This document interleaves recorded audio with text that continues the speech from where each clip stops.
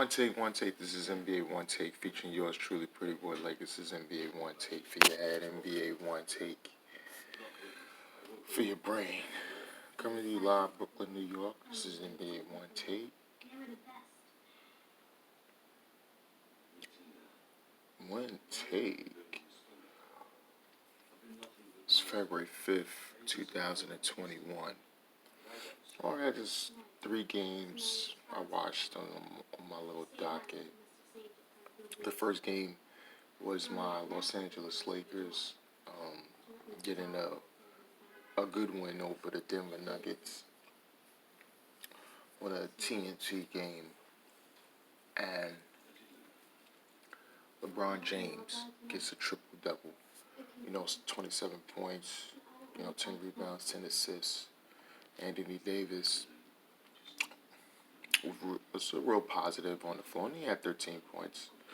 But, Taylor Horton-Tucker, it was the real spark. He had 17. He was really playing well. As Dennis Schroeder also had 21. It was really putting the pressure on the Nuggets defense as he going there slicing and dicing. But, for the Nuggets, it was just really just Jamal Murray. Monty Morris as well. But, Jokic wasn't as effective in this game. But this is a big win for my Lakers. Lakers needed this win. Because it's saying, oh, yeah, they record. No, you got to beat these top teams in the Western Conference. To see where you are. See what you could improve on. And, of course, that's what they did. And, the Lakers are rolling. The Lakers are really rolling. And this is a real needed win. Next game was the Golden State Warriors. They take on Dallas Mavericks. And the Warriors get a win. They pulled away late in the third, and then they just straight blew them out on the fourth. But Kelly Oubre, he was playing well. He was on fire.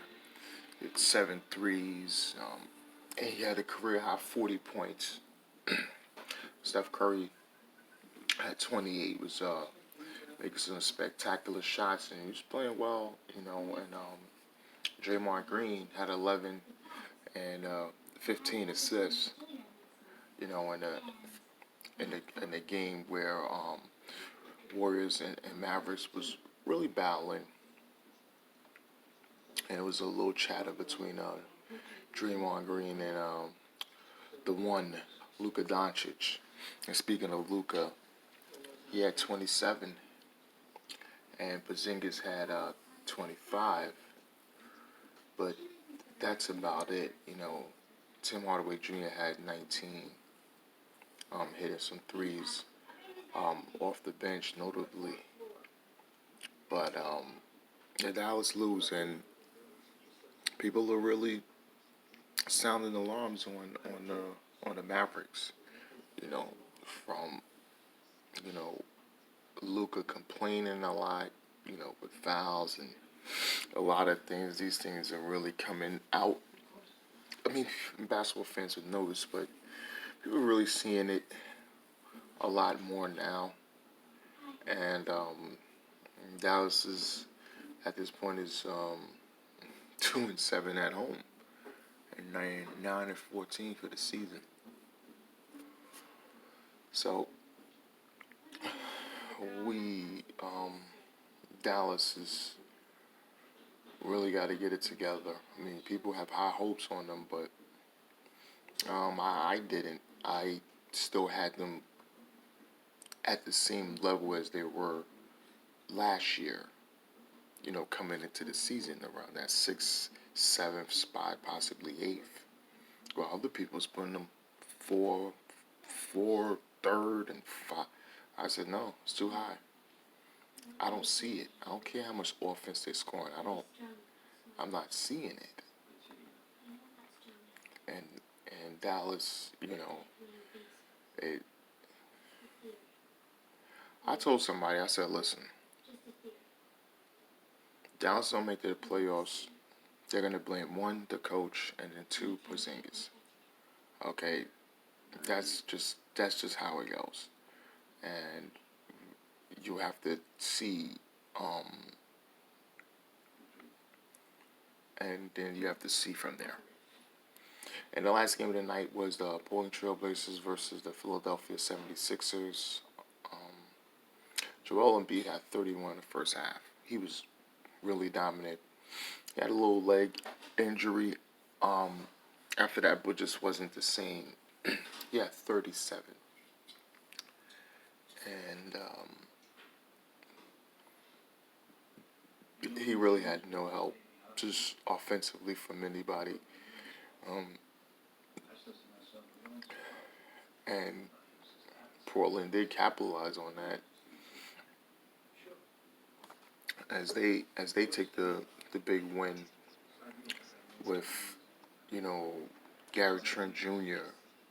just still lighting it up. He is just lighting it up with 24 points.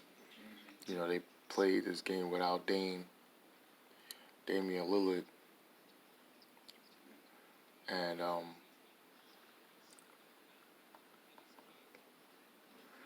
Carmelo Anthony. He had 22. He's playing well. Cantor and Rodney Hood also chipped in with over double digits. And Blazers gets a big win over a real strong team in the East.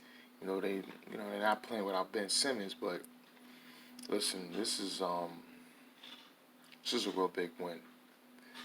But the other thing I talk about, the NBA All-Star game. I'm not a fan of the All-Star game being played.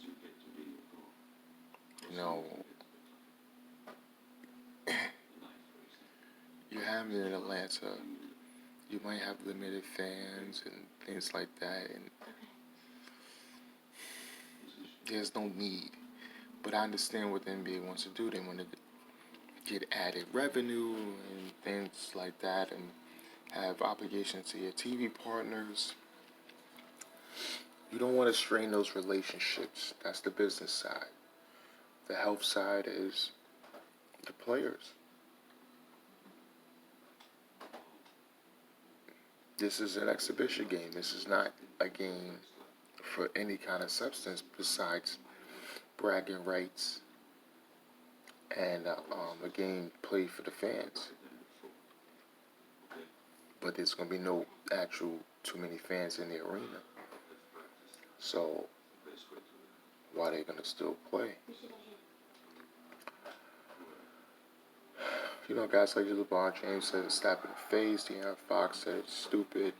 It is a lot. I thought they were just going to name All-Stars and, have it on their record that there was an All-Star and then leave it like that. But they're trying to play the game. And they're going to play it. They're going to try to have a whole weekend, a whole thing with dunk contests, and it's a lot. I know what they're also going to do. They're going to probably do some social awareness thing where they're going to address issues and social injustice and police brutality and all these other things that's happening. And I see them doing that, so it's almost like the okie doke. Yeah, we'll give you guys the platform to discuss these issues. Talk about it. So, but meantime, you got to play the game with COVID, with all these other things, and it's a lot to ask. But that's just the way the business works like now. This is NBA Onetake. This is NBA Onetake, Pretty Boy Laker, and I'm out.